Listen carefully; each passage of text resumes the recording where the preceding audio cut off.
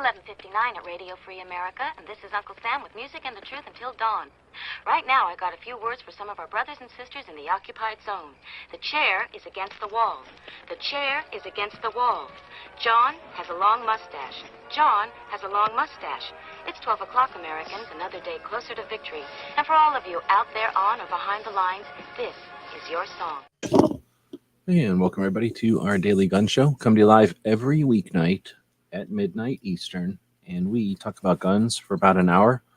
And on Mondays, if everything goes according to plan, we like to talk about being a content creator, being a Second Amendment activist, and how to do both with interviews, often inspiration and motivation from people who have done or are doing all kinds of good stuff. And tonight we're doing topical, I guess, 20 outside the box methods to have fun and save money while creating content. I invited a bunch of different content creators out there, some of which are awake this late at night, and some of which aren't, including Clover Tech is joining us from Texas, almost always asleep by now. So thanks for jumping in while you're still awake. I'm still awake as of now, yeah. And then we got Gizzard jumping in from Kansas. Thanks for joining. Yeah, thanks for having me. I'm wide awake. Right on. I appreciate it. And I am also got coffee here next to me, and I'm about to make some more. Been working on taxes and boring stuff, but yeah, thanks everybody for joining us. At midnight, we go live in the middle of the night, so that ideally we will do an Art Bell. We'll go live, long format, do some real work. Been 1,500 episodes into this show. We have goals. We have things that we're trying to accomplish with the show, and we go live at midnight so that we can spread out and do that. Tonight we're gonna have a little bit of a different type of discussion. We've got 20 points here, and they're in the description of the video along with some other verbiage that we may or may not get into. But if you're listening live, we go live for a reason. I keep saying live because we stream this thing using technology, which utilizes the interactive nature of the internet. So we know that Woods is out there thieving.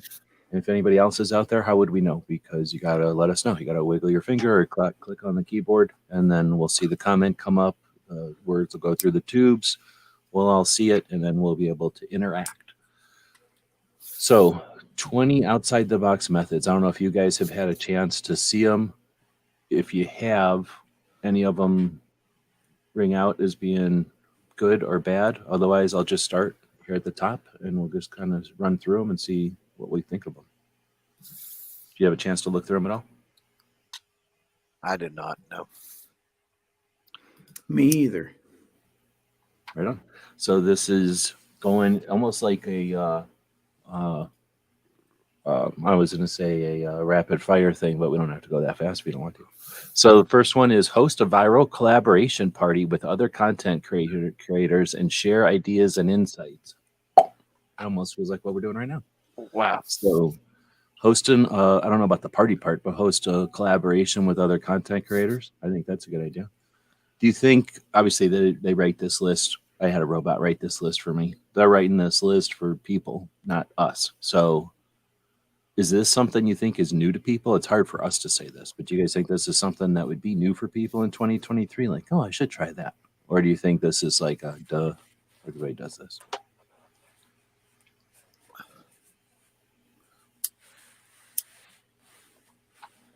Too late for Clover. Anyone? I think if you're talking about point number one there. Yeah.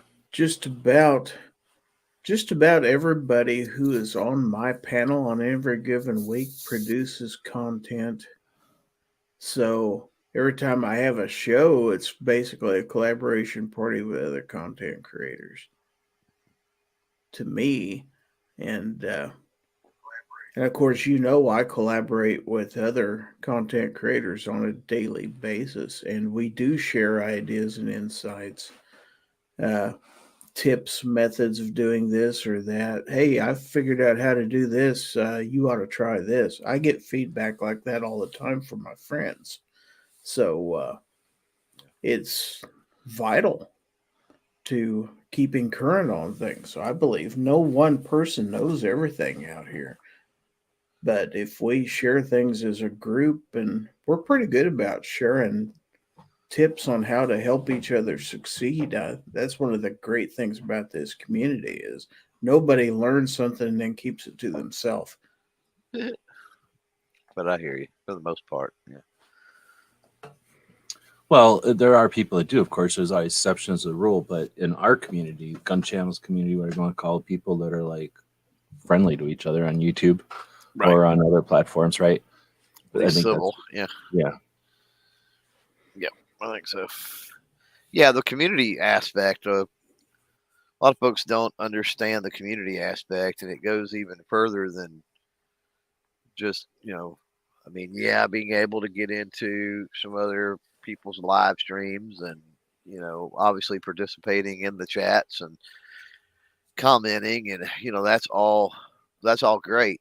But uh, there's more aspects I think that people fall down on when it comes to the community. And a lot of that is, they don't actually necessarily, they don't really know each other. Maybe on the panel every night. You know what I mean? But I mean, do you really know that person? That's where the off-air lobby chats of the day and stuff was pretty freaking awesome. You can get a handle on somebody pretty quick. But and then the community tab is severely, and I'm sure that's what Gizzard was talking with, certain tools. But the community tab is so underutilized nowadays. I mean, people just don't realize the power. Well, we're only on one of 20, so we'll see if it gets into that. But I could see where you're bringing the community tab in because there's such collaborative opportunity there, I guess. But well, it's a thing. This isn't for YouTube. This was content creating, right? Yeah, So this thing is the robot doesn't know, what kind of content, I guess, which is kind no, of I good. get you. So But that's yeah, yeah. I'm I've got a curious to YouTube see if it, bias, so no, I hear you, but I'm curious if it'll say something like, use some kind of a post because that yeah, virtual right, collaboration party, I'm assuming means viral, or I mean, video. It actually yeah. kind of has to mean video because of the virtual part of it. Here, Billy Up's jumping in. Right. Welcome. So, wait, what part of the country are you in? I forget. Georgia? No, I'm in Southwest Missouri, buddy, in Ozark Mountains. Oh shit! How could I not remember that? All right, right on. Yeah, he's not too far from me. Yeah. Right on. So, flashbacks of mosquitoes. So, all right. I'm sure the fishing's good with all the mosquitoes, but I never got to take any opportunity to do that. G23 is out there as well. So we're going over, I asked the robot, 20 outside the box methods to have fun. First one was what we're doing right now, essentially. So the second one, I think I just threw it up there. The second one is conduct. I like this one a lot, and I've been an advocate of this one for a long time. Conduct a photo scavenger hunt and use the images for your content. How do you guys interpret that one? And have you seen it? Would you use it? What do you think?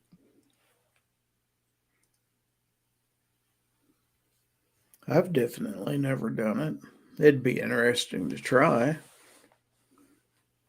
Gizzard patches out there, just throw in your gizzard patches. I know I've had fun with it with the patch stuff in the daily gun or with the gear websites and stuff. So, yeah, one of the ways to have real play off the interactiveness of the internet is to get people to post pictures. And plus, it's probably just a good strategy for linking That's a good accounts idea. and stuff.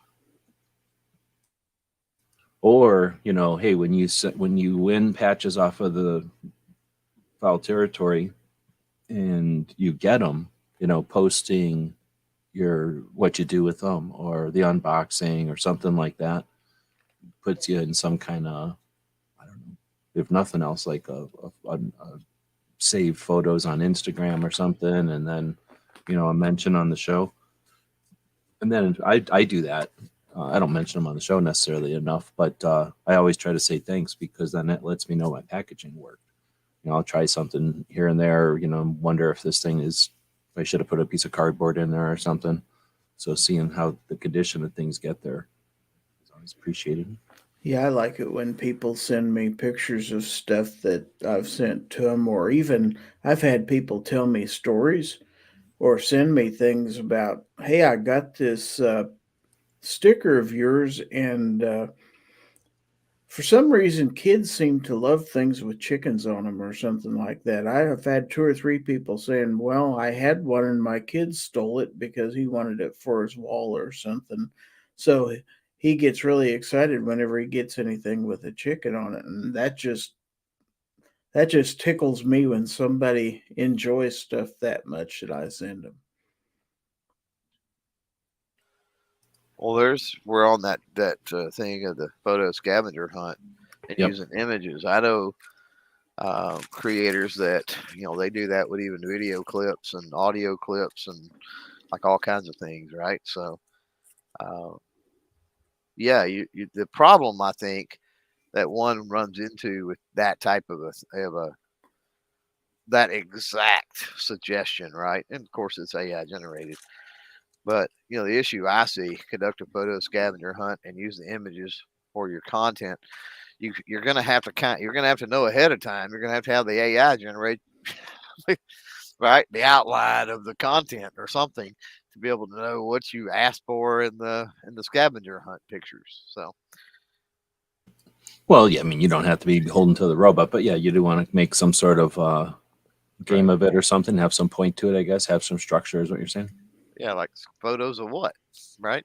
Like, what's the video going to be about? Old gas stations or old gas pumps? And hey, send us your pictures of anything, any old gas pump, or hey, are there still phone booths around? Whatever Yeah, well, just you throw could it do it out with video like ideas. But yeah, shotguns or something. But yeah, exactly. absolutely. Yeah. Yeah, show me your. I did one way back in the day, um, with people from the forum thing that I had built. Actually, is who submitted them, but they submitted pictures of. I can't remember, but I think it was their ARs, and I'd put like a montage thing together that was pretty neat.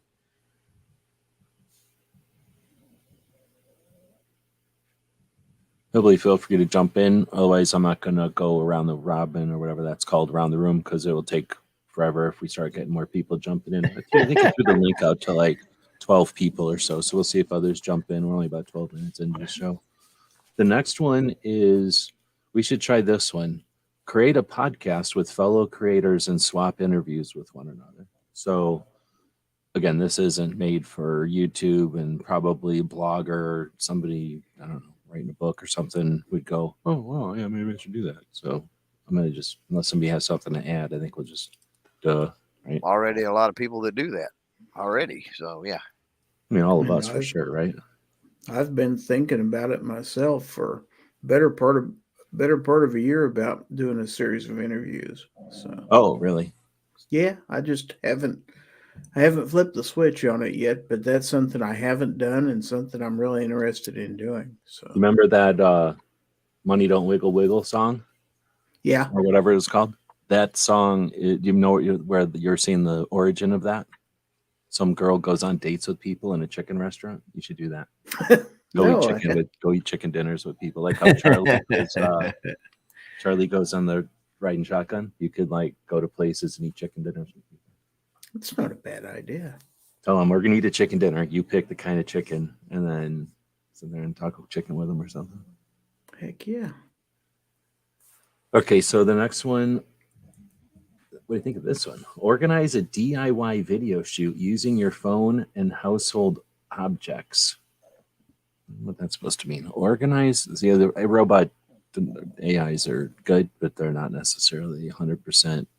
Or also, I'm just missing it. Organize a DIY video shoot using your phone, unless they're meaning using people's phones and their household objects. And then, like, I'm thinking of a collaborative thing where a bunch of people put just, without a lot of effort, just using stuff around the house, make little pieces, and then you assemble that somehow. Or are you reading that somewhere? I think it's talking about just getting your cell phone and like just not spending how a to lot of make money in your something with a content. household. Like I know a guy that does plumbing repairs, and his channel is all like plumbing repair, and it's patchwork. Don't get me wrong; it's not anything I think you would want to leave permanently, but it's really cool some of the crap he comes up with. He's like, "Hey, have you got this size rubber hose, or you've got this clamp, or you've got this piece of pipe that's this size, or whatever?" Right? And it's different plumbing repairs and stuff that you can you can perform. So that's stuff that would be around the house. It would be DIY. You know what I mean? Like you're not having to go to the store for any of that stuff. Yeah, and I think that's underestimated quite a bit because if nothing else, you That's a get very practice. specific. That's a very specific one it threw out. I think it's just weird. It's Well, like, I guess I had collaboration on my Yeah. mind because I asked it like 100 other things about collaboration, but this time I just said 20 outside the box methods to have fun and save money. So it's not. I'm the one thinking collaboration here. So when it says do a DIY, that's just trying to save money and have fun. So yeah, you could do something with like paper clips and erasers, doing what do they call that? Like Gumby, that style of animation where you just move things. You take a picture, you move it, you take a picture. Claymation. Yeah, like that. You can do that with like Stop just an motion. eraser. Yeah, like that kind of thing. You just set up your phone. You could do that while you're bored at work or something. I mean, that's the kind of stuff we would have done when we were bored at work. So I think it's just trying to save money and do things that are interesting. But the next one is definitely collaborative. It says, oh, did I put it in here already? I just figured out that if I copy and paste them over here, then I can actually bring them up on the screen. And the next one is number 5. Write a collaborative short story or screenplay with other writers. I don't know if any of y'all, I think you're all too new to remember back when Never Enough Ammo did that. I'm not going to Oh, the Poco Ghibli stories? Yeah, I remember that. Oh, you do? Yeah. Okay. Yeah, they're not good. I'm not Mhm. saying that people should go back and listen to them. They're very juvenile. I think mine I wrote was good. awesome. Oh, did you make one of them? So I did. I wrote one. Yeah, I wrote one for them. So basically, I think the deal was they were watching that zombie show and somebody decided to make like alt fiction or something, and it got really weird. But for a minute there, the idea was that people would write in and were they doing like radio shows or with Matt just reading it? I don't know, but they were doing something where Matt was having fun with people Yeah, he was just writing in sort of a story, and it was sort of like Mad Libs, right? Like somebody would take it in one direction, and then the next week or something, next episode, somebody would take it in another Right. direction, and it was sort of like Mad Libs, where you didn't know where it was going to go next. Yep. Right. Yeah. So yeah, I guess you could do that. I mean, nowadays you could. Well, let's not get into it. We're off on a tangent. What you could do with that nowadays. Oh yeah. Like I say, feel free to jump in, everybody. I'm just going to keep going, though. We got a bunch of people joining us out there. Defense Dad just jumped in. Makes me think about Thunder on the Prairie. You ever heard of it? Maybe Gizzard could tell us a little bit about that. Thunder on the Prairie. That we did that first time last year. We had a bunch of content creators got together in Firth, Nebraska, at Nebraska Shooters, and we basically just had a range day, and we got together and everybody brought their own guns and ammo. That we did have some sponsors furnish some ammo, and we just all got together and shot each other's guns, and just had a pretty good time there. And it's going to be happening again this June. Thanks. I'm looking for. They don't have a website for it or something. I guess I should have. It's on the Nebraska Shooters website is where you sign up for it. That's like a forum. No, it's actually the website for the range. Yeah, okay, that makes sense. Being hosted. Defense. Yeah, Defense Dad is out there in the chat. I don't know if he could answer any of your questions also. Yeah, he's one of the organizers, so he's definitely, if he's awake, which he obviously is.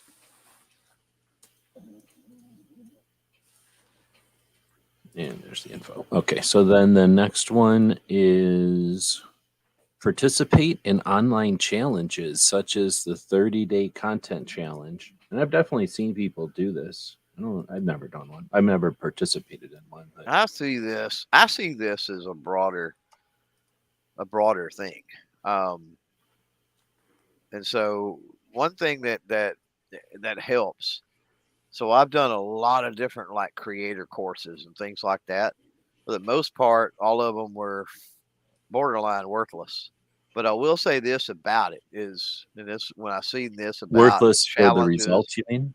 Yeah, for what I was getting out of it, monetarily.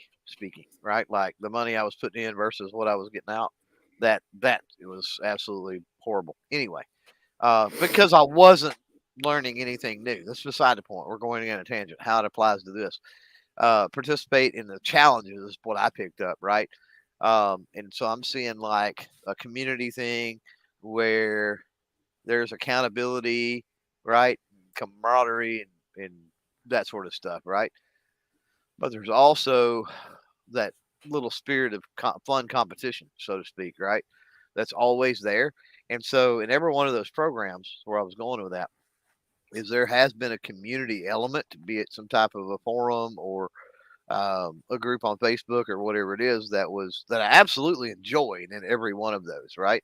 And I think it had to do with the challenges, it's kind of like they were talking about, but they were more like a community group challenge type thing, and it helps you keep accountable and keep your content regular and things like that. Now, ultimately, like I said, that one piece of the puzzle was not worth uh, the cost of remaining in those programs, but that's one thing that I did enjoy. Now, I don't know. I think I know what you were talking about, and I think that might have screwed up. Do you guys? So, are you saying that Now, you when know there about was some one sort? or five or something, but yeah, I hear you. No, that's what I'm saying. Like, I'm not sure which one I was trying to place that with one thing that I knew that you were doing or whatever. So, I don't think I did. So, are you saying that if a group of people got together and said, or an organization said, in order to be current, we want you to do XYZ, and it might be something over the next 30 days or something every 30 days, or some kind of Uh-huh. participatory thing. You're saying that the payoff isn't worth the wait, are you saying that Just for that portion one, of the participation isn't worth it, or that was the worthwhile part of and the rest of it wasn't I was worth it? saying that was the worthwhile part, and so the Okay. money paying for the entire thing was not worth that one little aspect. Okay, I got you. I think I know what you're saying. So in other words, you see the value in this as long as it's in your case pulled apart from the other stuff that it had to do with or whatever. Yeah, Now, yeah, when we're talking money investment, one of the things I guess that I'm seeing from a 30-day content challenge, and usually what I think of there is like we're going to post every day for the next 30 days, right? Not like once every 30 days we're going to post something. So right. if it's sort of like the people that are into dieting or exercise or sports or something, it's like, or maybe shooting sports even, you're like, we're going to shoot 50 rounds every day and post that online so that we see our progress or something. But that's sort of the aspect of it. If you're going to do something every day for 30 days, you're going to be better at the end. You're going to have discipline to get, you're going to help your discipline, if nothing else. You're going to get like really good at doing things last minute, because at least one of those 30-day things isn't going to fit in the schedule, and you're going to have to do it, running on the phone at the last minute, in the car or something. And then others you're going to figure out like, oh, I didn't need to spend all day doing this. It did work to just do it in 3 minutes. So there's that experience of trying to just get stuff out. Not that the 30 videos are, you're going to be these are my best 30 videos or anything, but the skill set you learn and the confidence or the ability or the like knowledge that you're able to do it, that kind of stuff, I think, is one of the things you get out of a 30-day challenge. If it's reasonable, right? It's not like done so that people quit in the 5th day and they don't see any of that stuff I just talked about.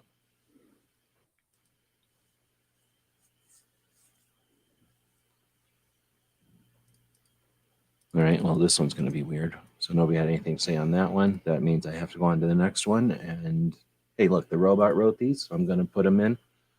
Here's what Which it one? is. You didn't The see it. challenge? No, this one. Record an ASMR video with natural sounds for a unique listening experience. There's I mean, I channels guess that if are we want to normalize stuff, killing hearing it. stuff is a thing. Yeah, people are Yeah. into that. Like there are channels out there that are live right now with crazy amounts of people watching. Super chats going on that are just somebody that set up their camera in a rainstorm right now, or a snowstorm, or a whatever, just backyard crickets or whatever.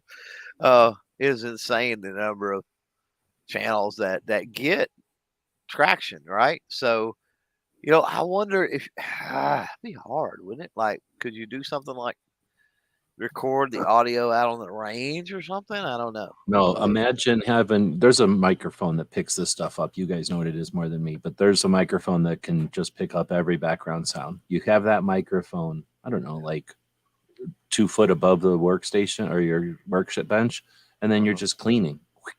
And all the little noises. Uh-huh. I guess I can do anything I want on audio, right? So like right there. Yeah. All right. Might pick up a few background noises you wouldn't want. That's what I was thinking. Yeah. Yeah, you're gonna get a lot of times too. But, some people right. probably are looking for that stuff. Yeah. Well, then I gotta put everything back together now. But seriously, there's you never know. I mean, people are looking for stuff for projects, and people are just looking for interesting things, I guess. Yeah. I know people that listen to songs that are just video game songs.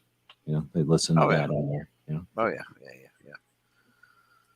Let's see. So anyway, I think that's kind of neat because we did say, so for people that are joining us half an hour into the show, we are number 8 into I Asked the Robots 20 outside the box methods to have fun and save money while creating content.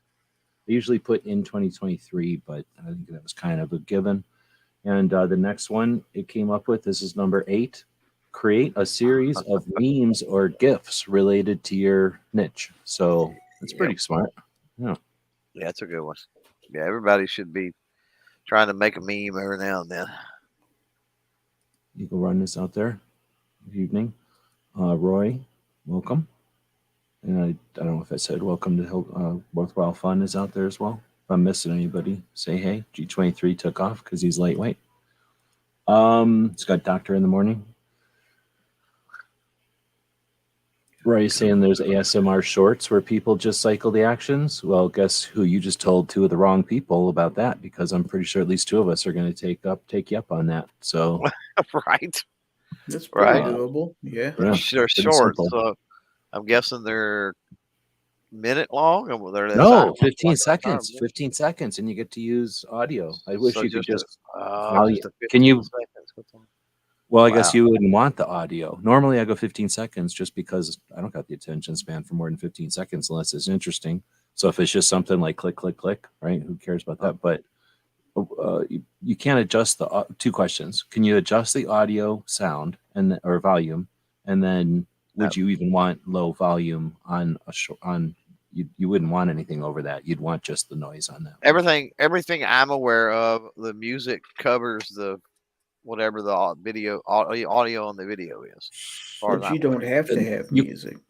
You don't have to have music, exactly. But I have had music, and you'll still hear me going, "Oh no, I can't! You can't hear nothing because there's music over this." Like I say that on like 4 of them because when I was doing my night videos at Shot, I kept going, "Oh no, I don't have to say anything because there's going to be music over this." Yeah, from my experience, there are separate volume controls that you can go in and adjust.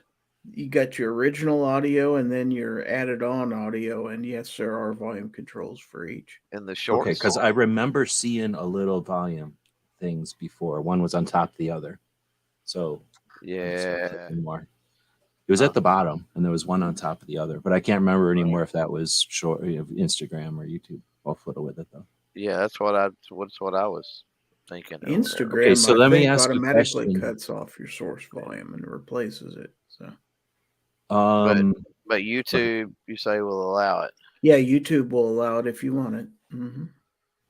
When do you guys make your shorts? Do you sit down and make shorts? Do you make shorts while you're doing something else? I make a batch of them at a time generally. If I'm going to record shorts, like if I'm flipping knives or if I'm twirling guns in front of me, I'll get them out one at a time. I'll set up the camera in the same place and I'll do a dozen at a time, and then I will spread those out over a series of several days. But if you're gonna, for me, I set my phone up on a tripod in a certain place, get my lighting just right.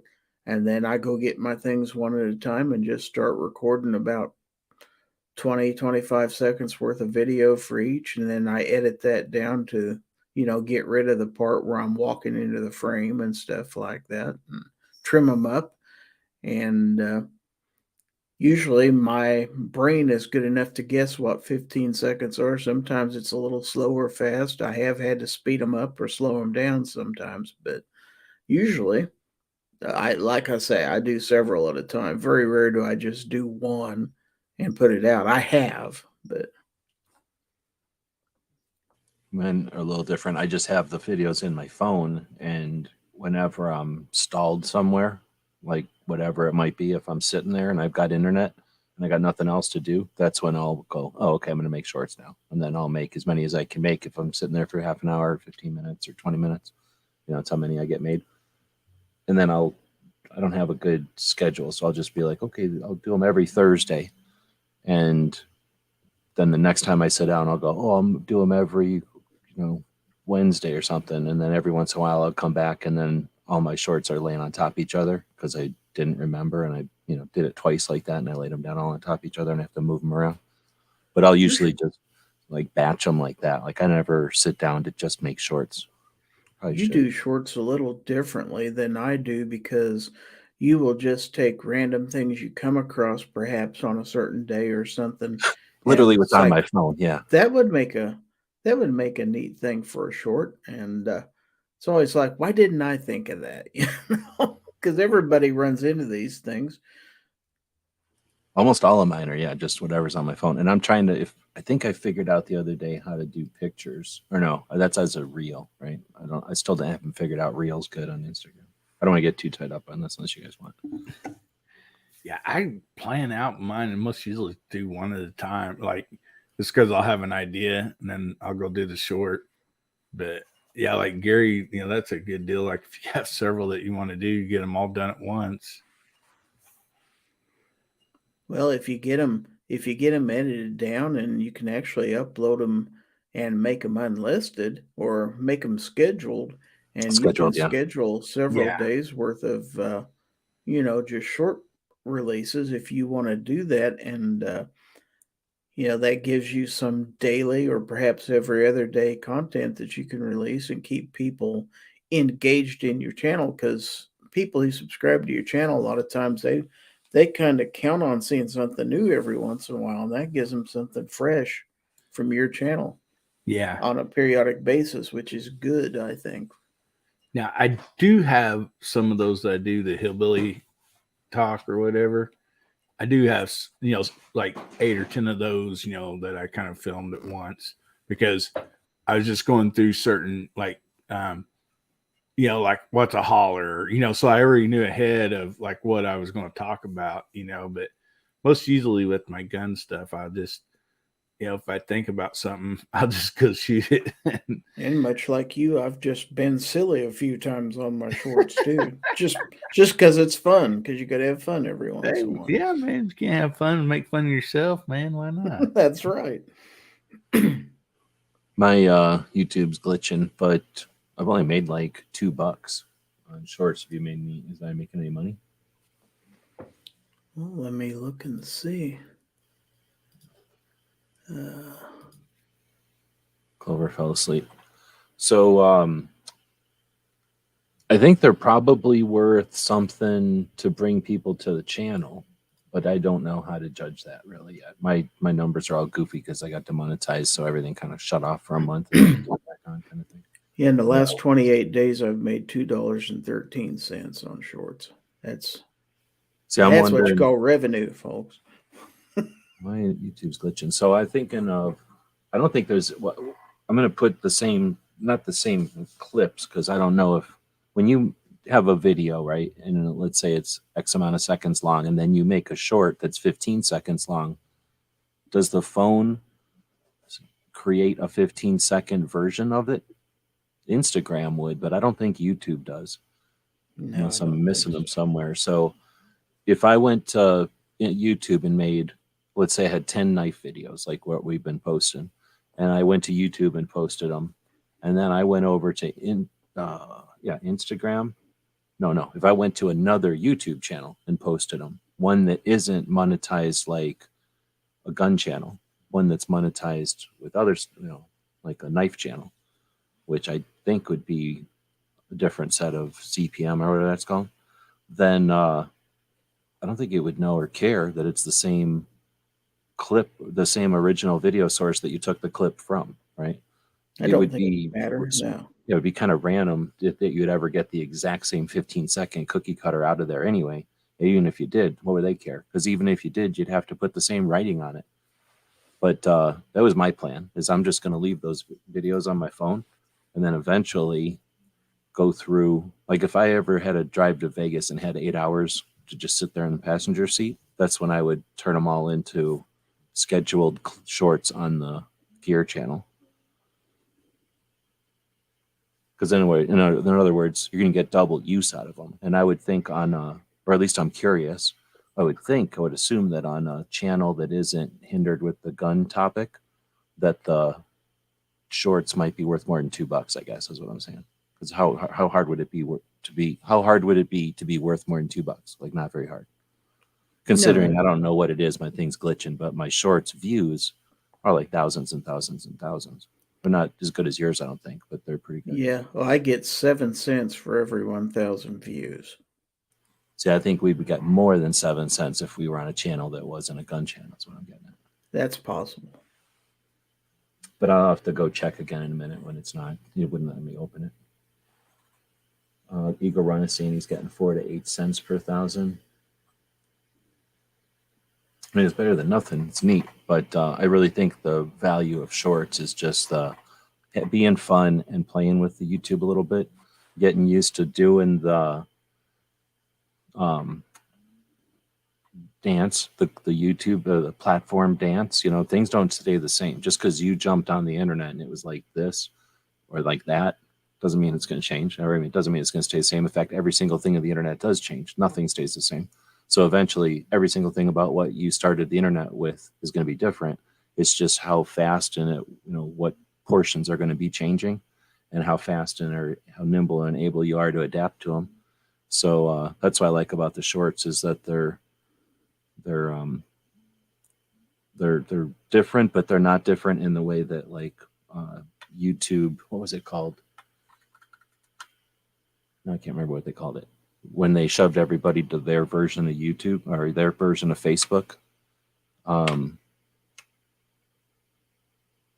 I can't remember what they called it, luckily. But anyway, so there's a couple of times when YouTube has changed things up, and in order to do well on the platform, you had to do whatever it was. And, this is a very comfortable thing to participate in, to engage their logarithms and stuff.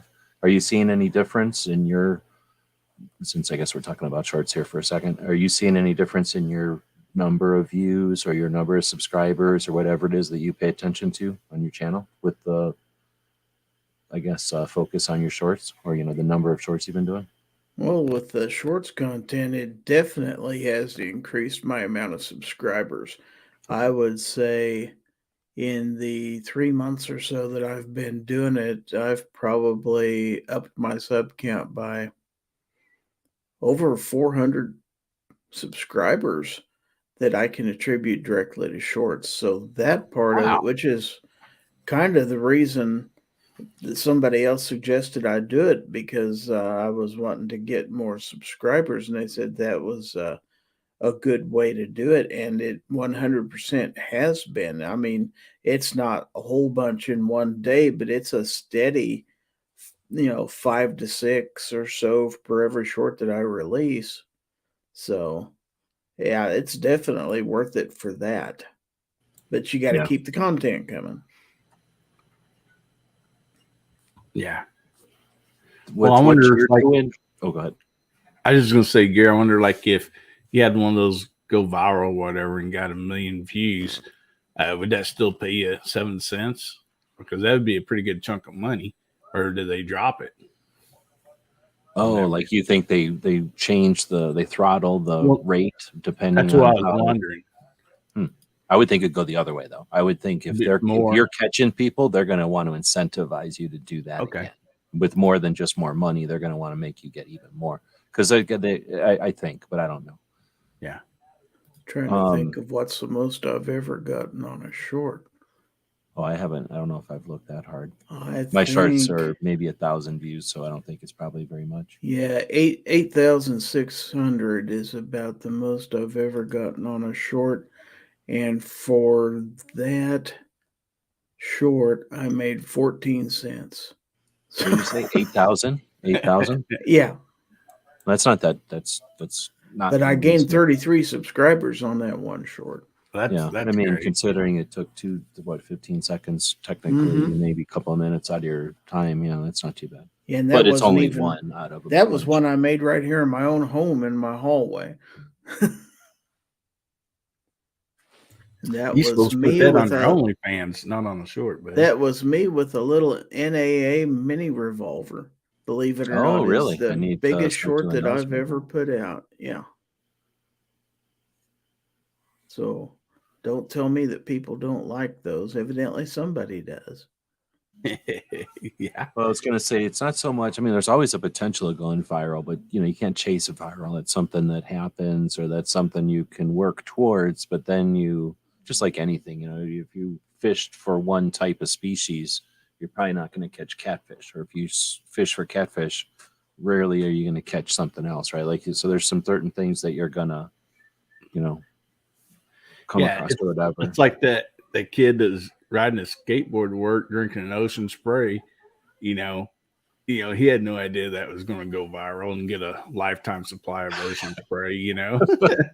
Now, Eagle Run out there said that he had a short that got like 4.8 million views, and the amount per 1,000 views dropped to 2 cents.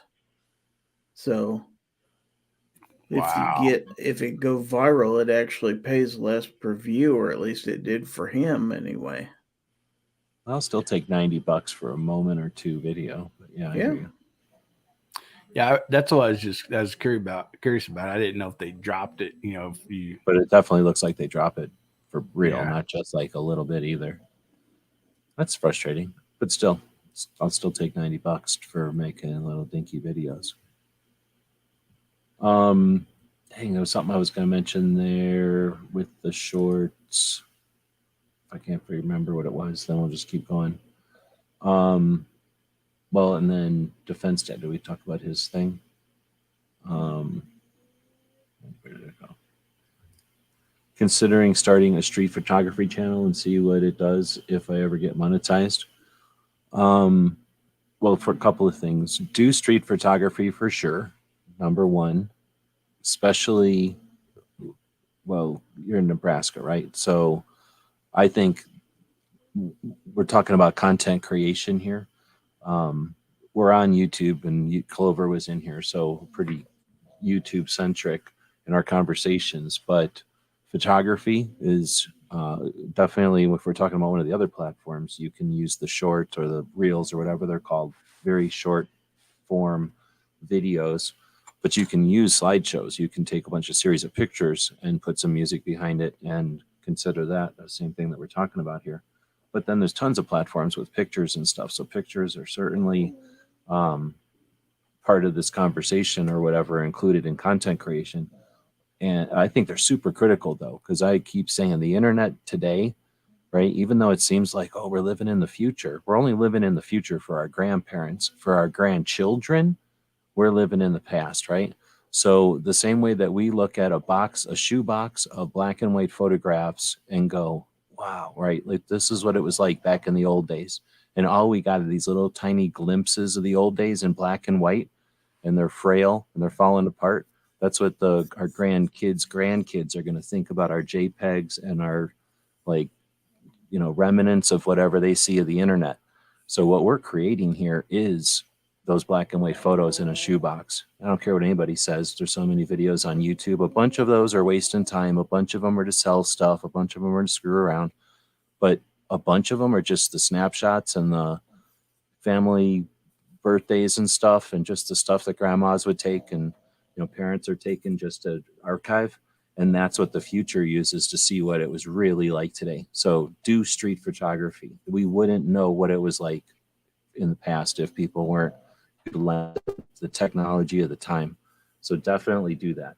Whether or not it gets monetized, whatever. I'm just appealing to like the dad part of Defense Dad. Like just do that. That's worth the time.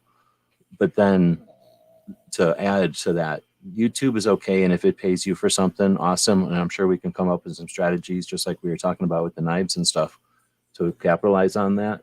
But there's a site that I use, and it's only the one I use to experiment with. There's more than this, but I used one that just changed their name, so I'm going to get the name. It's called Studio Now, and I don't make any money on it because I'm not ambitious and I don't get paid or nothing. So I'm just going to put the link like this. Wait, can I? If you wanted to sign up for this, let me know and let me see if I can hook you up with an affiliate link. You know how sometimes when you send people over to a site like this, there's some kind of an incentive. I just don't know. I haven't really, like I say, I don't really pay attention to it. Anyway, I have a bunch of pictures up over here, and they range from photographs of like cactuses to board games to the dogs, and they're just random pictures, but people who need licensed pictures for advertising or for some other effort, making a movie or whatever it is, and they need to have something that's licensed and they're not just going online and downloading some picture randomly. It's a place where you can put your pictures, and they desperately require pictures that are authentic, that are real, that are of things that matter. So think about if you're somebody in Germany or somebody in, I don't know, Uganda, and you need a picture of Nebraska, right? And you want a real one. You can put yourself on one of these platforms, put some pictures up there as like a, what is that called? A portfolio, right? I think that's the word. You can put some pictures up there to give people an idea of what you got and what you can do. And then, you know, make yourself available. You know, you got Fiverr and stuff like that. So, you know, you can put yourself out there. Here's some pictures, but if you need a picture taken, you know, let me know. Okay, yeah, you got the idea. So so that's my thing is, yeah, definitely try that. And then even if your shorts aren't making a bunch of money on YouTube, if they're creating links to your place like Shutterstock where you've got your stuff going on, then you know that's effective. And if it's not 33 subscribers, but if it's a paying customer once in a while, that's better, right? Yep. Or that's what you want the 33 subs for eventually.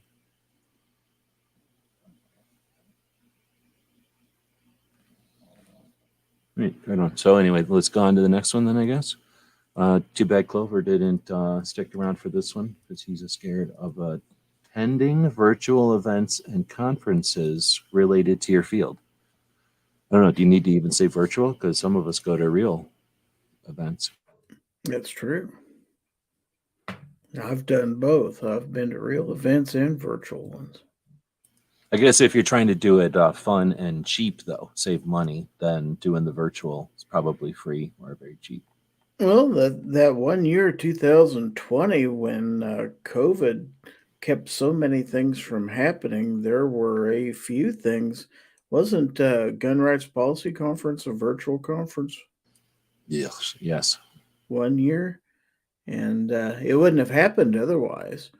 So, I mean, it was born out of necessity. A lot of things like that, a lot of the, working from home and stuff was born out of necessity, but it's become a part of everyday life now. So, I In think some so. ways, it's good to see that people who wouldn't have experimented because some places it worked great and it's a better than real life meetup. But in other places, it turned out to not be better. But now everybody knows for certain. Like it's not a wonder if, like now everybody knows, oh, nope, the virtual one did not work or the virtual one, bad circumstances, but at least we can get that silver lining from it. There's lots of times when you have presenters, for example, who can't travel for whatever reason, but they could, they could participate online and stuff, and you're getting to hear these people. So, I mean, yeah, it's not the same experience as attending live. It's definitely not, but it has its advantages too. So I wouldn't just discount it and say, "Yeah, that's not anything we want to worry about." I think it's always going to be something that can be part of your plans. So we asked the robots 20 outside the box methods to have fun and save money while creating content. I didn't even say online, I just said creating content. So we had earlier seen something. It said use a DIY video shoot using your phone and household objects. And now it's saying make a stop motion animation using household objects or food. So evidently, whatever the other one was earlier was intended to be different than this one, or the robot doesn't care and it just said two things or the same thing two different ways. But is there anything to go into on this one? I've never thought about doing that, but it might be interesting to try. Uh, just move something a little bit and just take frame by frame by frame and then put the stuff together in a video editor, and you could speed it up, slow it down however you want to. It Well, might be interesting. I don't know if you can definitely, whatever editor you're using, you can, I think it's called scrubbing or whatever. There's techniques to figure it out. And then you can do some other stuff that'll help animate it or something.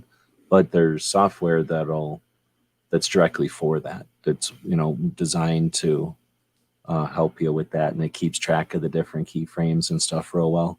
But yeah, It's kind I of don't want to like, say it's easy. I think it's time consuming no matter what. But I did know you that ever do it there's when you were kids where you'd take a pad of paper that had maybe 50 or 60 sheets and you draw a little cartoon on it like a stick figure, and each picture you'd draw the same thing, you'd move it a little bit, and then you'd flip through it afterwards and it would look like a movie.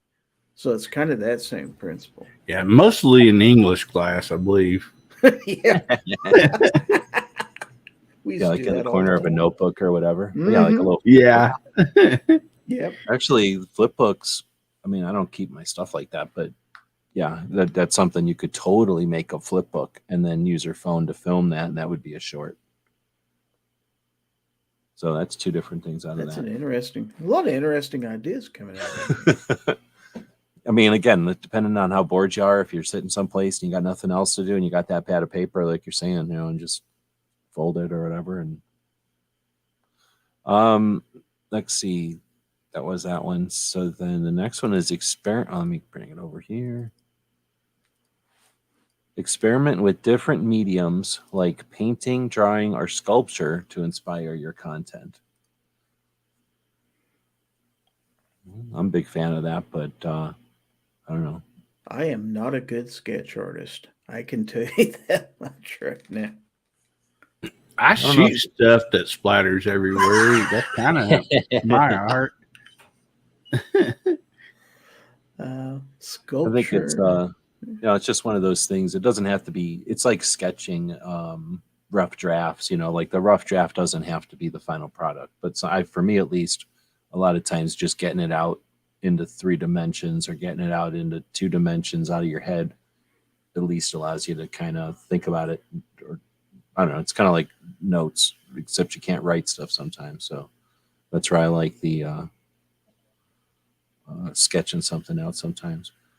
But I think this means probably more like presenting stuff or creating projects in that element. So I don't know. Maybe this is a robot telling it to people for more than just YouTube videos. I'm trying hard to not keep thinking about just videos and content that way. But here's why it's hard to keep thinking away from video, because the next one is create a parody video or song of a popular trend or cultural phenomenon. So that's an interesting thing, because I don't know if Woods is still out there. He also, old man, goes to sleep early. But how far back was that? Way, way, way, way, way back. I think Woods had said something about the song. I should have used the star feature to star some of this stuff. Yeah, he is out there. He said chicken or kids love chickens. Fact. Boom, here we go. He said, I should have started this, sorry. I like the parody video idea. Oh, he must already read ahead, that's why. We need a 2-way songs, like, where's DJ at? I've tried to bug DJ into it. That's not his thing. But how come we don't have songwriters in 2A? And I've been around 2A for a long time. And do you guys remember that guy from Australia? I Like Guns. That's been a long time. Oh yeah. Him and Mhm. Hickok hung out with each other, so I bet you that song is still around. Anyhow, but that's the one time I can remember having a gun person in the gun community. Even though he was from Australia, for crying out loud. But then I probably am missing something. But what we don't have is, oh man, I hate to bring up dragons and swords, but what do you call that when in Dungeons and Dragons there would be one?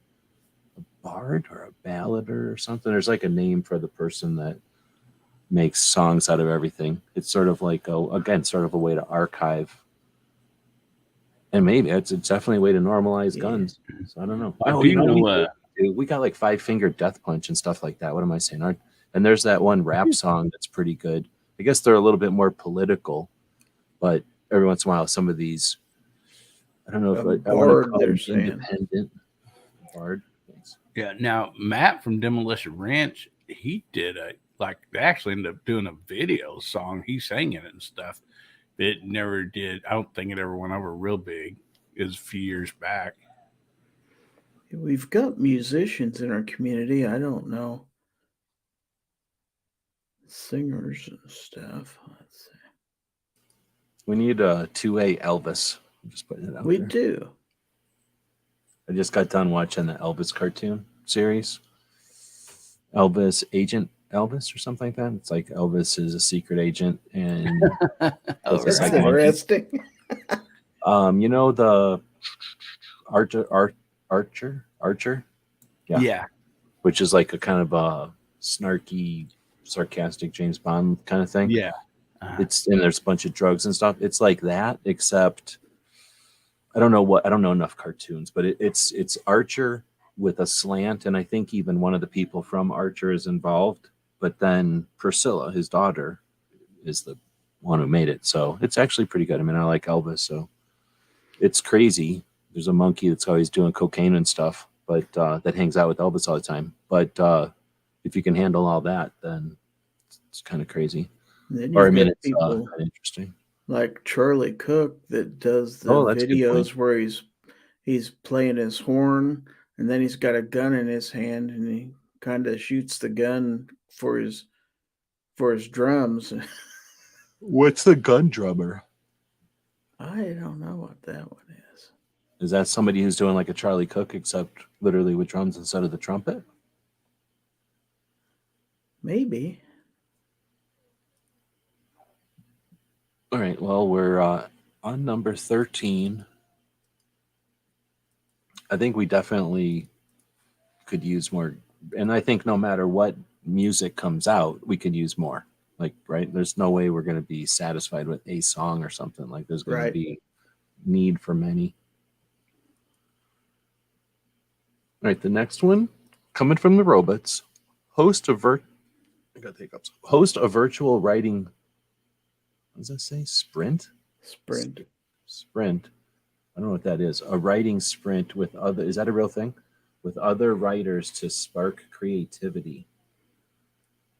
Is that a real thing, or is it just making up words together? Well, would be sprint? Would that be like kind of speed? Like Yeah, it something sounds quick, like to me maybe? you've got a bunch of people online. Somebody writes one line or two, then the next person writes the next line, and Be like whose line into it type thing, or something where it's just real quick and off the top of your head, maybe. I don't know. All right, here's what it is. I go to the thing and the real internet, and the real internet says word sprints are an amazing writing tool that you can use to improve your writing.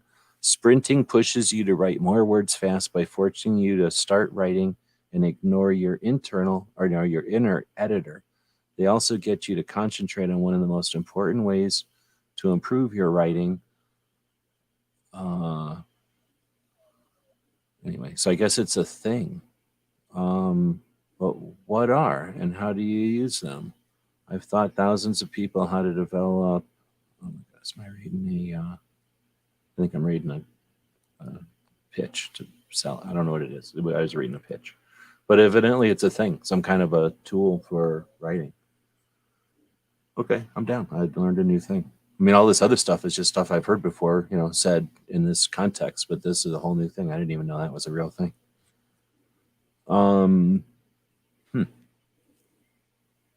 I like what Gizzard was saying, though. Not really, right? Is that ad libs? But I think there's a word for what you said too, like where you start a story and then the next person, is that what you're saying? Like the next person would take it on and take it a direction. Kind of like what you're saying, what Matt's things was. So hopefully not anywhere near as weird as Matt's stuff got.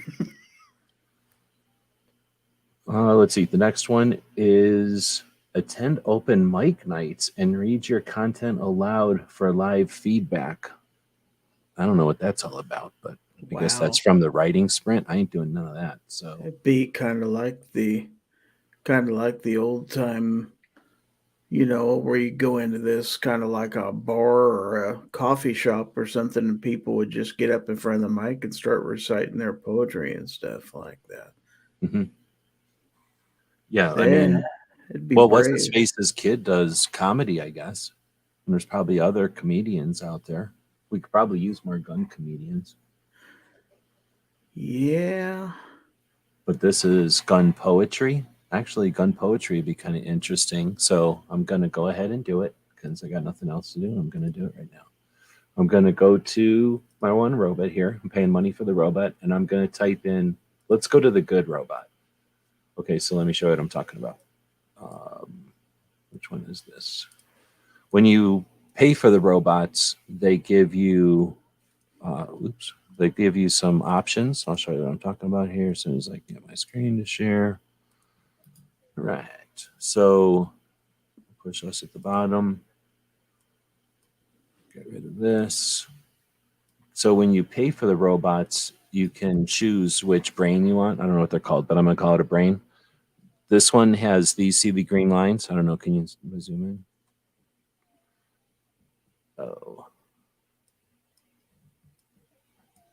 So you can see the green thingies. It's like a video game, right? So you can choose which one. The good one, I think, is this one. And you only get to use this one. I can only use this 25 times every 3 hours.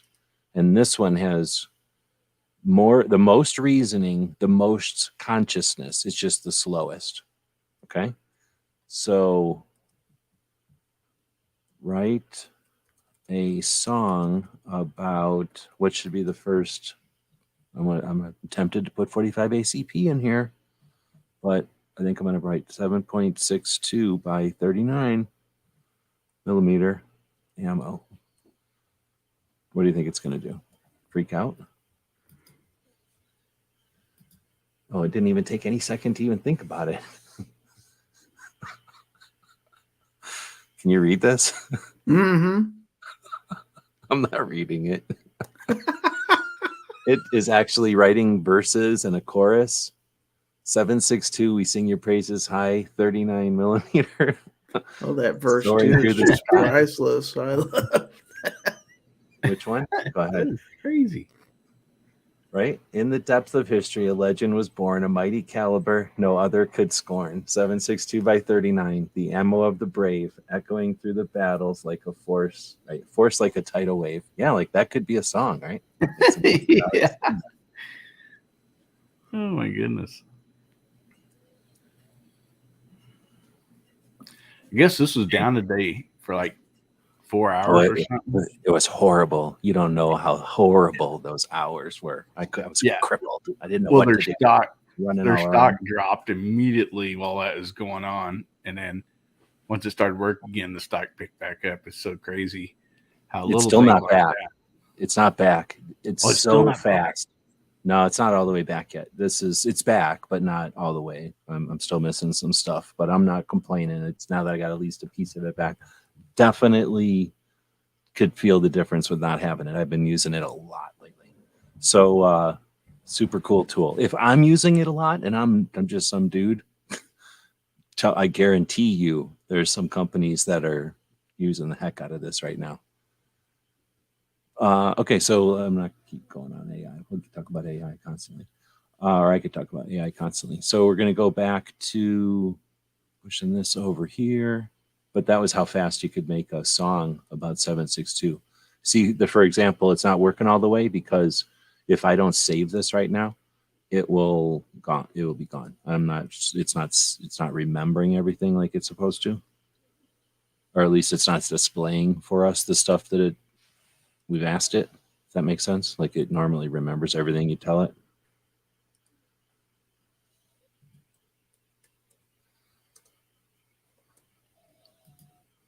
Yeah, I was playing around with one called Deep AI the other day, and it would do things like that too. I would tell it to, write a song about Gizzard Gary, include elements like a hometown of, Burlington, Kansas, and a cat named George and stuff. And it created these random things. Was it good or Yeah, no? it wasn't half bad.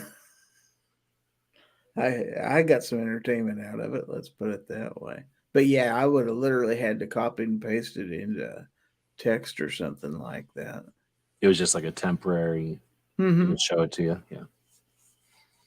I'm sure I haven't seen one, but that doesn't mean it doesn't exist. That there isn't one that you can put lyrics into, and then there's speaking ones I know, so there must be singing ones. You would think, right, where it'll start singing right away.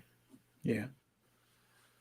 Let's see. So the next one is participate. This one is, let's see, number 16. We're getting closer to the end.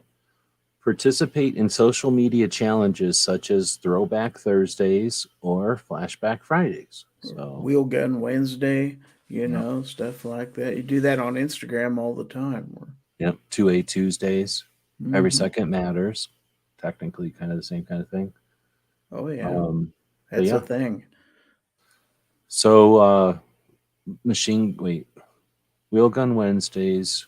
Isn't there? Oh, there's quite a few of them. If you start thinking about it, actually, that might be an interesting challenge, or I guess challenge is the word, to try to come up with all the ones that have. Actually, I wonder if I could tell the AI. I don't know how to ask it that, but you could probably ask it that, and it could probably try to tell you. But oh man, is that alliteration? I don't know what the name of that word. Yeah, I'm not There, real sure.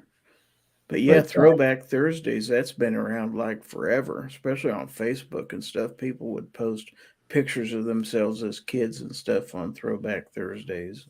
like in all realms, like every. Mm-hmm. Yeah. All right, so this one's interesting. We've seen somebody who's not attending tonight because they're boycotting the good show. Attend or organize a book club to discuss and analyze popular books in your field. Yeah, that's a great idea. It's tough because getting everybody to read a book is tough, but movie reviews a little easier because it's easier for everybody to sit down and have seen a movie for a couple of hours. You could do a book club of iconic books that everybody read before, but then you run into people who haven't read them in a while. But we got Yeah, barbecue out there on well, I think he just does it his last show of the month. Is that how he does it? I think so. To give everybody time to read the book and stuff like that. But it's not a bad idea. I That's a great mean, idea, you're really. getting a lot of people to read 2A stuff they've never read before and get some different ideas and stuff. So, Now, as far as fun, I guess you have to have fun reading books, but saving money is the other side of it. It's either going to cost you money to go buy a book, or, I mean, I guess some books are available for free, but most of the time you're going to have to be like in a service or something, or get the book at Amazon or something. Let's see the next one, number 18. Conduct interviews with experts or influencers in your niche and share the insights in your content. So I don't know if that's, I mean, that's definitely in this as far as a way to save money and have fun, because you'll hopefully interview experts who are experts in something you're interested in, right? So you're learning or whatever, or you're getting some kind of awareness from it. But I'd say these are even more than just inexpensive and fun. I think this one's probably like a good idea. Like, not, I'm gonna stop short of saying necessary, but I mean, I can't think of much better way to get better than to talk to people who have already done it or that do it all the time, and that you start to what I'm saying, learn from them I instead mean, of having to learn a from lot of the nothing. people that we've seen interviewed on YouTube and, had the chance to hear from their words what they thought about certain things and how they would answer certain questions are because of people who do interviews like this. And, there's a whole number. Clover Tax, one of them. There's several others. Ghost. Uh, a lot of people who have had interesting guests on in various fields and ask them this question or that question. And anytime you get a chance, how else would we hear what Jerry Michulik thinks about this or this senator or, people like that. So it's interesting to have the opportunity to actually hear what they have and even to ask questions. And it's kind of like I'm getting ready to. I know I'm going to meet with Rebecca Schmoy when I go to NRAM next month and stuff like that. I've already reached out to her and we're going to meet up there and talk about some things. So, You're like, hey, we both live in Kansas. Why don't we meet up in Indiana real quick? well, I have gotten an email from her and she said to visit by my office anytime, come on up and we'll schedule a time to visit. And so she's very open. I think a lot of people are in that respect. People don't even think about sending them an email and say, hey, can I come up and talk to you? Some of them may not, but there are people like her and others that are very willing to sit down and talk with you. And so take advantage of that, especially with people who represent you on a statewide basis or local wide basis. That way you get to be part of the process. Otherwise, you're just kind of missing out on an opportunity there.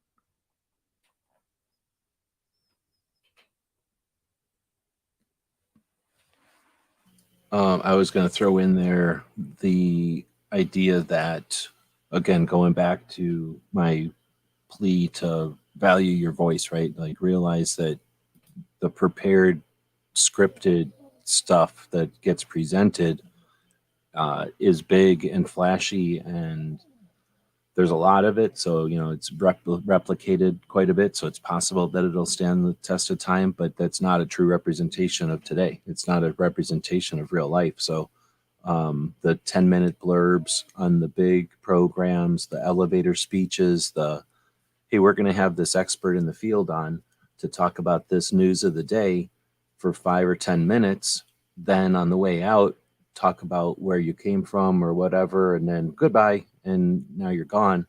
All you really got to do is justify whatever the agenda is that we're trying to suggest here, that we're upset about this or that we think this is a great idea. But those experts, those people who are actually doing stuff and have knowledge, barely get to show up and just be paid puppets, right? So by being a regular person who brings them on and has them talk for an hour, even if it's awkward and you feel like you haven't done anything, you've created something that's authentic. You've created a real version of what that person, and you've given them an opportunity to present their selves, their personality, whatever those words are. And that has a lot of value. So I just wanted to throw that out there that for the folks that are seeing this as more than just fun and inexpensive ways to make content, but ideas for you who are making content or wondering if you should make content, like yes is the answer. Like if you've got the time and the person's willing, especially politicians who are often desperate to have platforms to offer their point of views in more than just elevator speeches and stuff, and that can be super important. And again, for the future, but sometimes once that's laid down and you've had the awkward hour-long conversation, but you've given that politician the time to make some point and thrash it through or whatever, thresh it out, whatever the words are, then they can point to that, or their political people can grab that portion of your video and use it as a clip on a bigger thing. Then you potentially created that. So I just want to throw that out there. Absolutely. I think the next one is worthwhile fun to saying Rebecca's awesome. She's aight. We got create a visual create a visual journal or scrapbook of your experiences and use it as inspiration for your content. For me, all I hear right there is website. Go get a website, do stuff with your website, post pictures, post more than just your social feeds on your website. Use your website. But how are you guys reading it?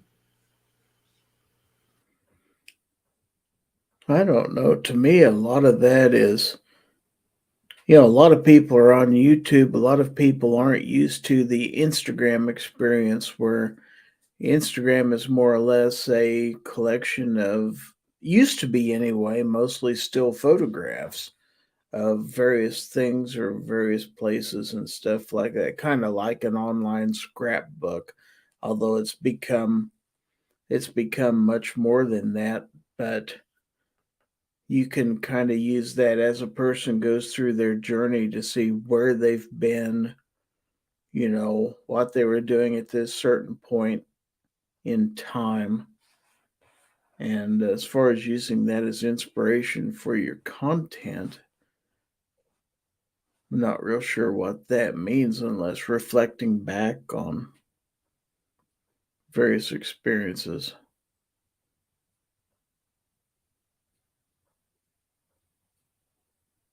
I don't know. Sorry, walked away for a second. Well, first off, I've mentioned this before, I think on one of Hillbilly's chats, but if you ever need inspiration for a show, if you're doing a live show, get a little co-host, and that co-host will snore. If you ever need inspiration for a live show or for whatever, just go to a channel that you friend of yours or somebody you like or whatever, and then, or anybody, and then go to their video tab and either sort by popular or sort by recent or backwards, just change the sort order, and you'll get a list of video titles and just read through them until something is like, oh yeah, let's talk about that. Or, oh, okay, what about if we, instead of this, we did that? So, that's a palate cleanser. That's like an old standby. So that's, Yeah, that is a great one, idea.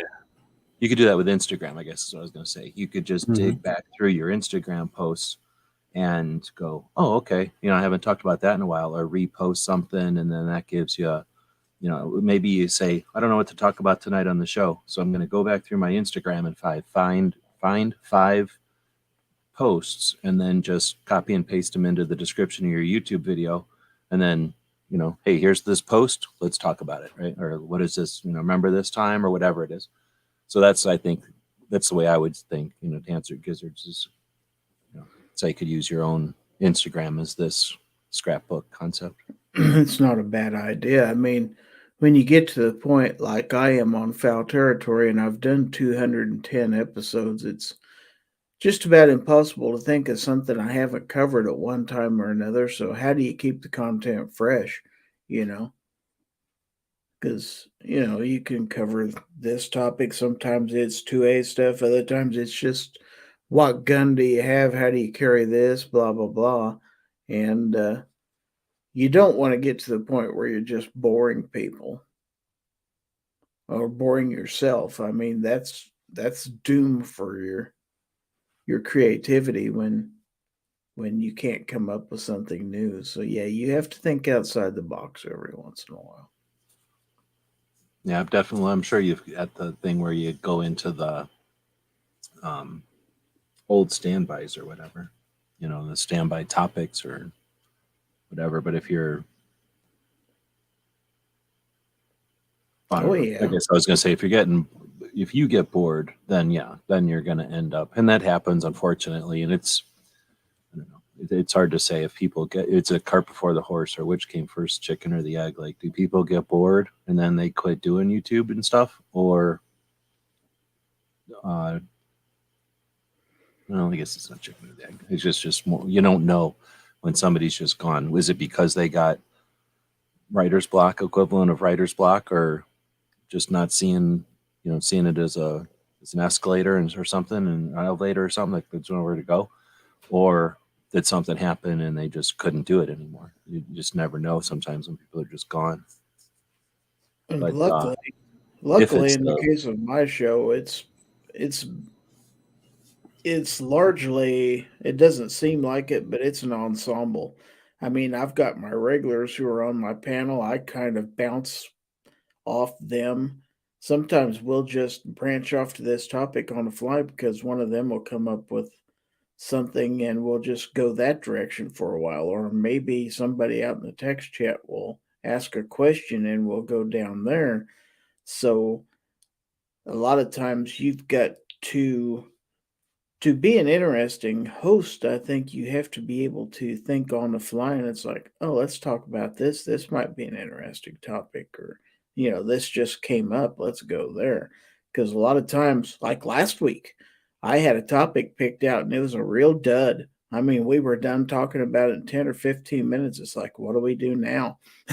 That happens. Yeah. Well, but also you have the gun snob on there, and that's kind of an advantage because he's always got something to say.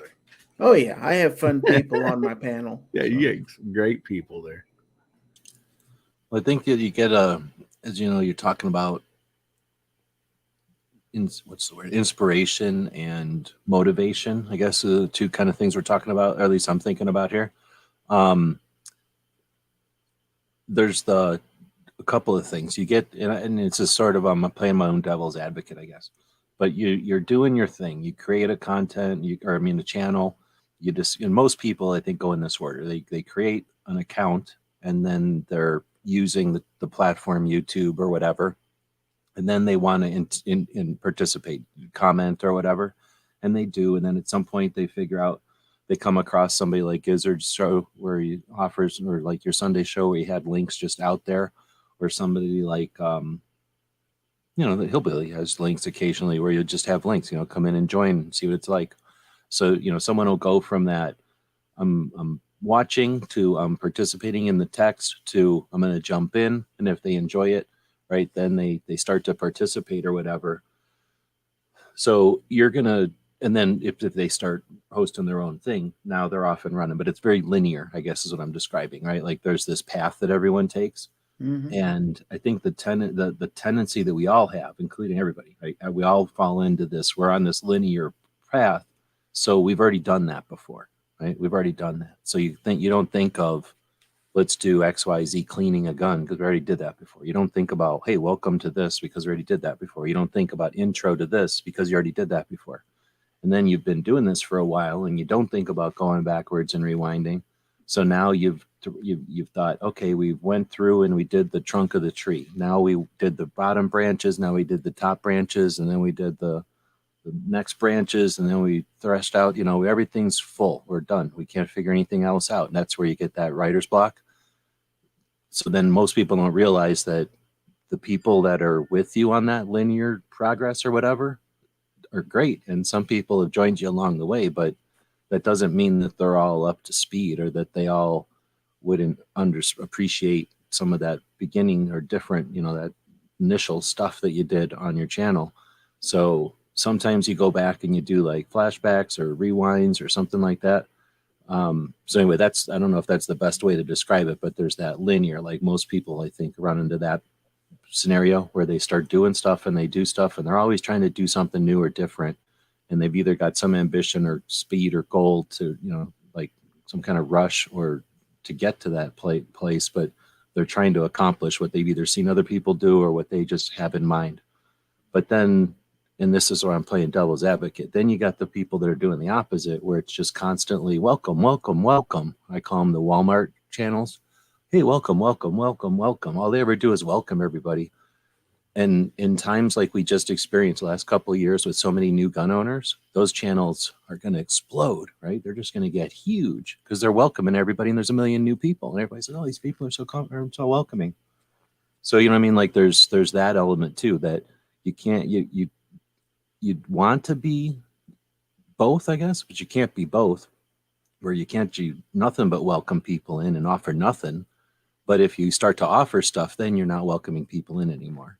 So that's a dilemma, and it's something. It's an opportunity as well, but it's something to add to, an hour and a half into this. If you are a content creator and you're thinking about stuff and you got writer's block, that's where this started with writer's block, or like, what can I even do anymore?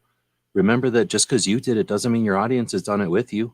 Sure, they've all cleaned a gun before, but if they experienced your gun cleaning phase, whenever that was, 2 weeks ago, 2 years ago, 2,000 shows ago, right? You don't know. Or, it depends on the person, but that audience may or may not have been interested. So there might be a way to do things like back and forth. If you think of like, I'm going to do 12 months worth of content each year. Some people are, I don't know, are you planning on doing stuff for 10 years? Or, you thinking about, if I do this for 10 years, when I look back, what's it going to look like? So some people are just, I'm going to do this until I can't. Well, is that going to be 10 years, 7 years, 7 months? Either way, like, are you going to do this with some intent or not? So some people are not paying attention to this, but if you're looking at it like, I'm going to do this over a number of years, what do I want my years to look like? Like Clover's got seasons now where he's doing his interviews in 2 seasons each year. I started calling this show seasons after 3 or 4 years because I was like, well, I got 3 or 4 years. How do I tell the difference between this year and the last year? I'll just start calling them season 1 and season 5 or whatever, seasons. So, how long are you going to run? You don't know. So are you going to plan your stuff accordingly? And I guess what I'm getting at is if you're going to go for 12 months, maybe you figure, okay, 12 months, 10 months is going to be new stuff, and 2 months is going to be, let's catch up and let's look back at the basics, or whatever you want to call flashback. And then, or, whatever you want to call that, like not going forward, addressing all the people, catching people up, whatever. And then, do you want to do that in the last 2 months of the year, or do you want to do that once every 6 months? Do you want to do that in some other kind of pattern? And I'm just throwing that out there. I mean, I'm definitely going off on a tangent here, but I'll just throw that out there. Yeah, and like Gary, as many shows you've done, I'm sure, like me only being, on here for a year, there's stuff you had in the past that me or other listeners, a topic that, we didn't, get to discuss with you guys either. So, I think going back and checking some of those out and revisiting them would be fun too. That's And true. I do like, me just being, a year old, I did a recap, there's a lot of time editing, but went through and like just took little clips out different videos, from the first year. And I actually had fun because I was like, I could like kind of see my channel progress a little bit from the beginning, on, or as far as I say my channel, maybe myself personally, getting more used to the camera or whatever the case might be. And I had a lot of comments, like, oh, I didn't see that video, and so I went back and watched it, so that helped, I thought, really good. I used to do these every year. I didn't do one last year, but I used to every December I would basically do a year summary of what we'd done on the channel. In January I did this video. I think G Webs has done stuff like this too. In January we went here, we did this. Here's a few clips of this, pictures, etc. In February, April we went to Wanamaker, blah blah blah. And it's kind of fun to go back over old videos and pictures and compile that stuff together. It's kind of a journey of what you did during that year and kind of refreshes everybody's memory. Or for the new people who didn't know all that stuff took place, it's like, oh, well, it's quite a year going on. You don't realize what all goes on. So, yeah, there's value in that. I have taken clips of old Foul Territory episodes and played them on the newer episodes you know, just for grins, 5 years, 4 or 5 years of doing something, people change, times change and stuff like that. So looking back at old stuff is kind of cool. But as far as ideas go, now now that you have the power of the community tab, used to be on Patreon, you could communicate with your patrons and you might communicate with 20 or 30 people. You can get on YouTube on your community tab and you can talk to every one of your subs if they're paying attention. And so, for And me, more that's because it goes out like a video to people as a recommended thing yeah, to people anybody who are can see similar. it. Yeah. Yeah, You can that's ask nice. questions, you can put polls up. It's so The video, or powerful. what do you call them, picture polls now? Super Hmm. powerful because those are Yeah, going out like shorts to just anybody. I If you literally want to just get did the my idea of first what people poll. want to see, ask them. You know, I literally just did my first poll on mine about people what they thought about the shared video or the shared stream deal, and I got quite a bit of feedback on it, and so that helps me. oh yeah. Sometimes I've thrown an idea out there. Should I do this? And the unanimous response was, "No, that's a bad idea. Don't change it or whatever." It's like, well, okay. And so, sometimes you want to find out, you want to float an idea by some people, ask the people who watch your content all the time. They'll tell you.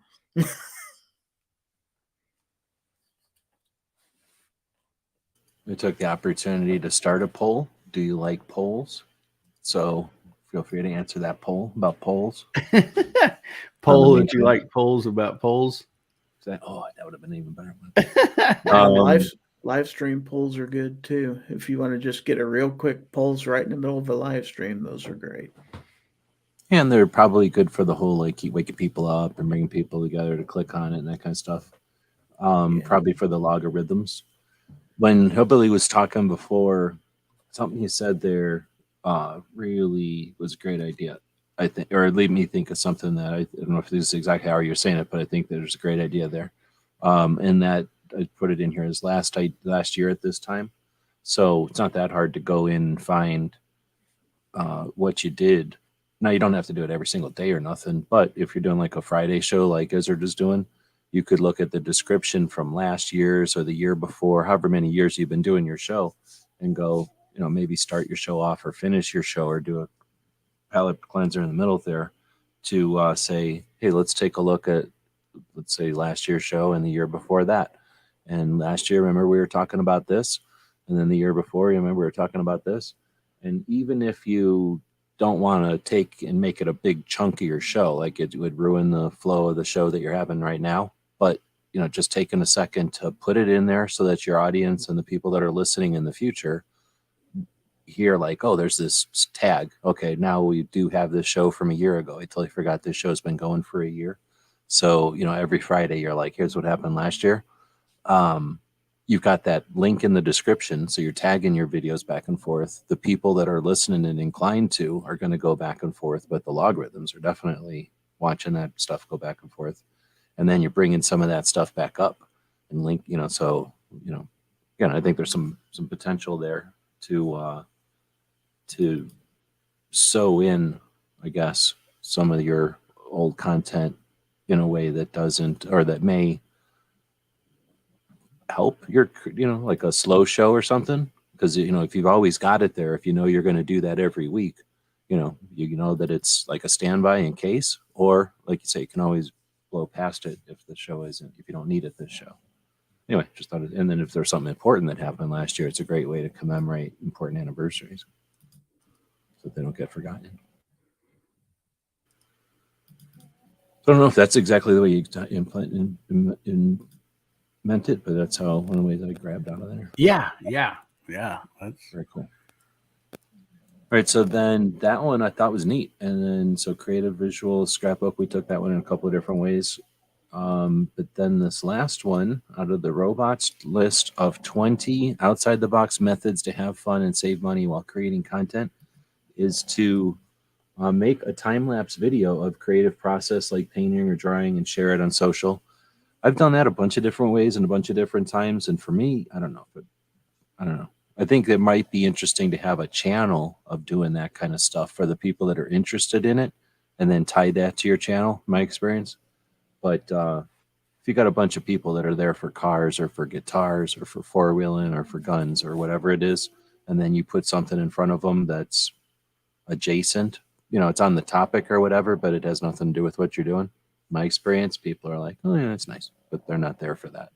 So I like this one, and it might be interesting, but I think my experience, I'm going to say, go put a channel up or like a Instagram channel or something.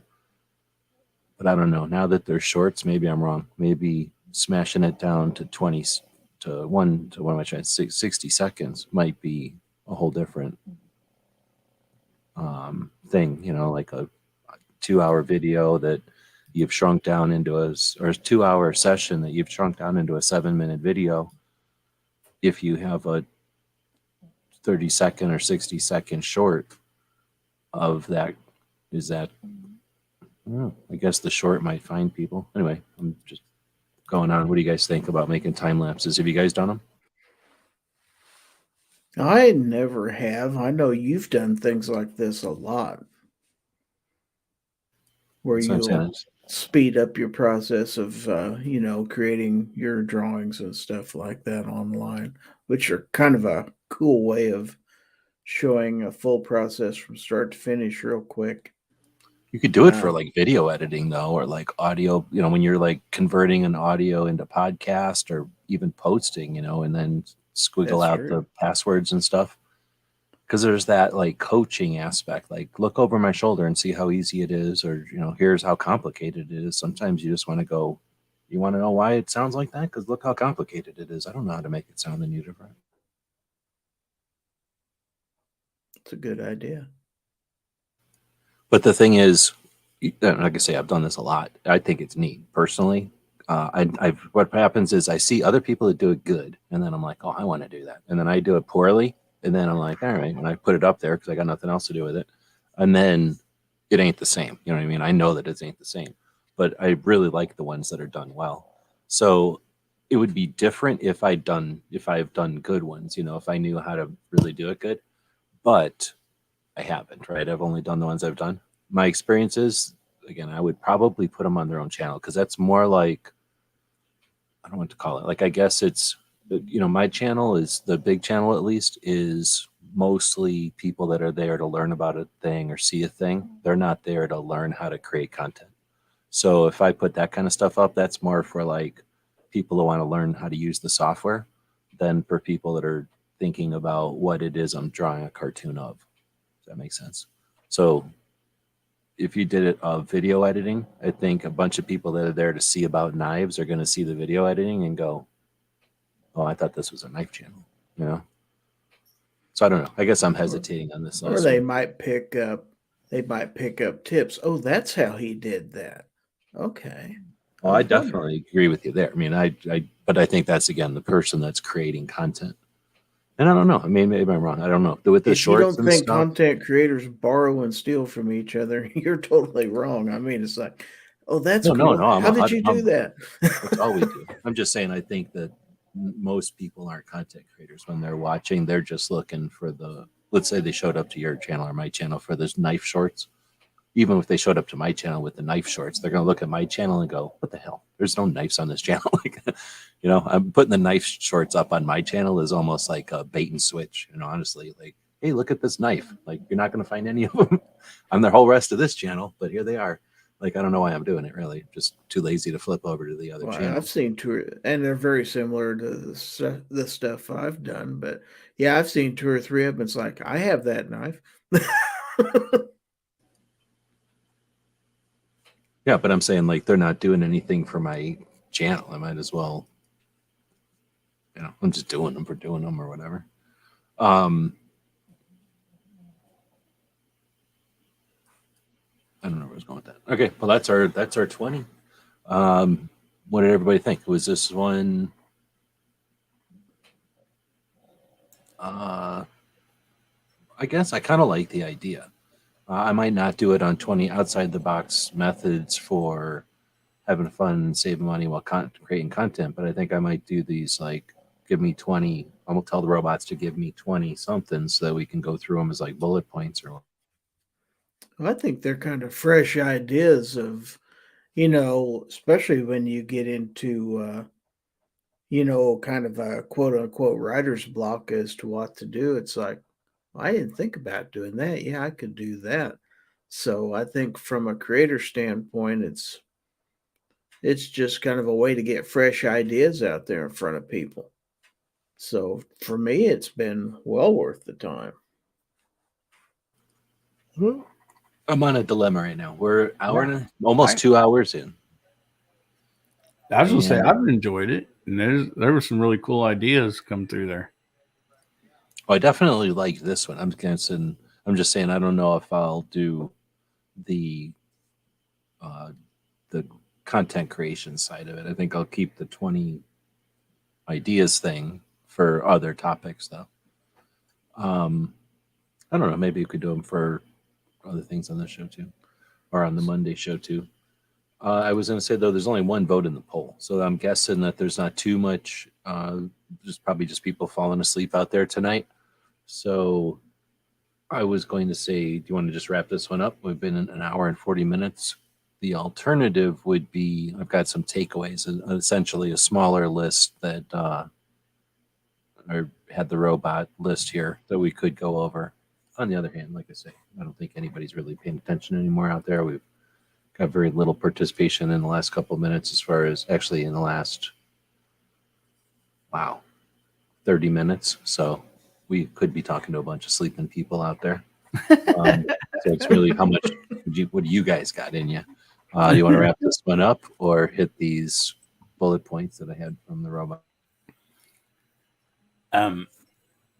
Personally, I've got to get to bed here pretty soon. I got work and be up in the morning, but I've enjoyed it. I've had fun. There's a lot of neat ideas. I thought that the robot had, and then like just from what we've talked about, and then the side chat. So yeah, I've enjoyed it. Right on. So then we'll wrap it up here. So we'll throw this one out there in about 2 hours. We'll see how many people dig through this, as the recording, and give us some feedback. And we'll be looking to the comments there. Of course, you can reach everybody on the various platforms. Pretty much everybody that was in here tonight is on YouTube. I'll give you guys a chance to plug whatever you want. I guess I'm getting tired too, because I was going to say something here and I already lost it. Just trying to talk, and think at the same time. But that's what happens when it's late. So I think I was going to say something about how many people I invited, and it might almost be worth having. I don't know about I think I probably would ask the question, because a bunch of the times tonight, I kept bringing it to collaboration, right? Or content creation for Second Amendment stuff. So I think I would, if I was going to edit, or if I was going to ask the robot again, I would say 20 outside the box methods to have fun and save money while creating Second Amendment focused content or something like that. And that would tweak the list a little bit. And I think that might be another way to have a similar conversation. But anyhow. With that, thanks everybody for joining us for a late night podcast. We'll be back tomorrow with 2A Tuesday. Let's see. In the morning, Clover and I go live. We're going to be talking. Okay, I guess I don't know what we're talking about in the morning. We're talking about, I think it's like a list of the 25 25 most useful items for creators. And again, like tonight's list, it's not necessarily for 2A creators, and it's not necessarily for YouTube creators, although being YouTube creators mostly who do mostly 2A stuff, we'll probably end up pushing it that way. Anyway, we'll be going live tomorrow in the morning. Then I think the next thing after that is the Cape Gun Works going live on Grace Curley's show called 2A Tuesday segment, and that's at 2 p.m. Eastern. After that, somewhere is Ghost's show, and then Barbecue does Is Hit or Miss still on Tuesdays? Yeah, I think so. And then we'll be on at midnight. So lots of stuff to listen to tomorrow, starting in the morning and take you all the way through the day. And I'll let these guys wrap up and end the show with whatever plugs they've got or ending comments here as I'm rambling here. But anyway, thanks guys for joining, and thanks to Clover. And I'll let you guys wrap it up. Go ahead, Hillbilly. You got to get to bed. Yeah, buddy. Well, first of all, man, thanks for having me on there. I had a good time, a lot of great ideas. It was, a lot of fun, I thought. And excuse me. So yeah, this week I do have a video coming out on the GXP 10 millimeter high point pistol. And then also I have the live show on Saturday night, Guns, Beer, and Therapy on my channel, Hillbilly Up. And so on that, we just try to have a lot of fun, some just different topics. And what's fun about that is I kind of, whoever's on the panel, I just kind of sideline them with that topic so they don't know really what I'm going to ask them or what the topic's going to be, for that moment. So it seems to be a lot of fun. We just have a great time there. All It is. right. Right on. Thanks for joining in. As far as myself go, you can look me up on any social media. Just look for Gizzard Gary. I'm out there probably. I do a live stream every Friday night at 9 p.m. Central, 10 p.m. Eastern, Foul Territory on my YouTube channel. Come by and have a good time with us there. I put out a review this week of a knife. I'm probably going to get some more out this week, so check that out. And of course, thanks for having me on the show, G-Webs. I appreciate it. You bet. Thanks, guys. I know I was going to say also, I'll keep inviting you. No obligation ever, but especially when I throw the links out, 20 minutes before the show starts. But I'll try to get better at sending the links out in a reasonable time so you can actually prep for it. But yeah, I appreciate you guys making it a great show, and the people that are listening as well. And that includes you if you're listening in the future. Most of the people that make this show possible are listening either overnight or the next day. Our Patreons make it possible for us to do what we do. Hillbilly, do you got a Patreon? No, I don't. Okay, so Gizzard does for sure. Hillbilly may or may not in the future, but Patreon is essentially just a social media platform. It's a place that allows us to subscribe to projects. There's the Indiegogos and the Kickstarters, which allow like a product to get made or some kind of an event to happen or something, and for the funds to get accumulated for that to take place. But on a regular basis for like ongoing things, a way to subscribe, you've got the Patreon and some other platforms.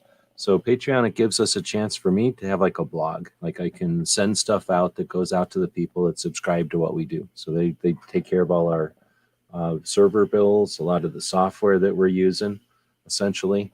And that adds up. And there's a bunch of websites out there. Those websites are archiving data.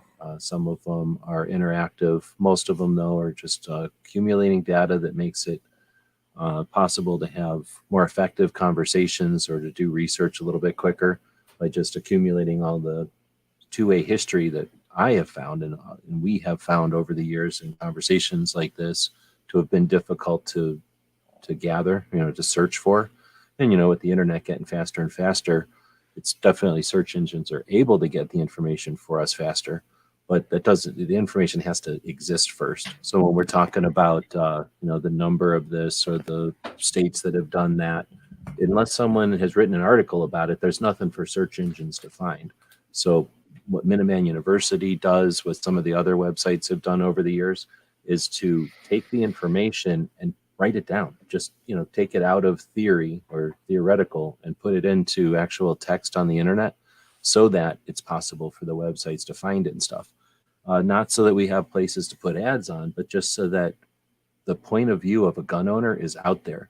As I'm discovering the AI and, over the years on search engines, there's, I don't want to say a bias. It's just that if everything's zero and the only influence it has is anti-gun, it's going to have what seems to be an anti-gun bias. So as gun owners and technical people, if we don't do stuff for the gun side of that teeter-totter, the gun side of that balance, that scale, then we can only expect it to be anti-gun. So a lot of what our Patreons provide are these websites that are an effort to do that, to put information out there in a structured way that it actually puts weight on our side of the scale. And they're not full of ads. In fact, there's no ads on these websites. They're not link farms. I don't build web pages with pages on them so that there's places to put ads. That's your typical strategy. And what you end up with is just very difficult to navigate. It's pages that just make like not a lot of sense. We're trying to make conversations with ourselves and conversations with the people who are against us more effective. And that means having the information at our fingertips, our resources available to us, so that we don't have to know everything. We just have to know where to find those things. And then the next step would be when we're having conversations that we don't have to throw facts at people. We can just say, hey, this has been researched and here's a place you can you can talk about that. You don't have to throw facts at people. Anyway, so there's a lot of stuff that these Patreons are supplying for us, and we appreciate that. In addition, these shows. So anyway, started talking about our Patreons there. Took a second to describe some of the stuff we're doing online. I'm getting tired, so we're wrapping this thing up, and we'll be back tomorrow in the morning. I'll throw a commercial out here for our store. In addition to subscribing to what we do, you can buy stuff from us. We do a lot of stuff online that results in actual physical products. We're about to be doing a lot more of that now that we got the new sewing machine. In fact, I might splash some more coffee on my face here and then go roll up my sleeves and work on that a little bit more here tonight. Either way, we're going to throw a commercial up for the store. Thanks, everybody, for joining us. We'll be back to pick you up later.